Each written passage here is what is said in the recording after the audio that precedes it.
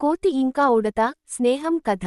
ఒక అడవిలో కోతి ఉడత మంచి స్నేహితులు. కోతి చెట్ల మీదకి ఎగరుతూ పండ్లు తింటూ సంతోషంగా ఉంటుంది. ఉడత నేలపై పరుగులు పెడుతూ బాదం వేరుశెనగలు సేకరించేది. ఒక రోజు కోతి అరటి పండు తింటూ ఉడతను చూసింది. భాయ్, నా కోసం కూడా ఒక అరటి పండు ఉందా అని ఉడత అడిగింది. కోతి నవ్వింది, ఇది నా ఫేవరెట్, నువ్వు నీ నట్స్ తిను అని చెప్పింది. కొంతసేపటికి జోరుగా వర్షం మొదలైంది. ఉడత గూడు పూర్తిగా తడిచిపోయింది. అయ్యో, ఇప్పుడు ఎక్కడ కూర్చోవాలి అని ఆందోళన చెందింది. కోతి ఆలోచించి, రా, నా చెట్టు మీద నాతో ఉండిపో అని చెప్పింది. ఉడత ఆనందంతో చెట్టుపైకి ఎక్కి కోతితో పాటు కూర్చుంది. కోతి తన అరటి పండును పంచింది. ధన్యవాదాలు కోతి భాయ్ అని ఉడత ముచ్చటపడింది.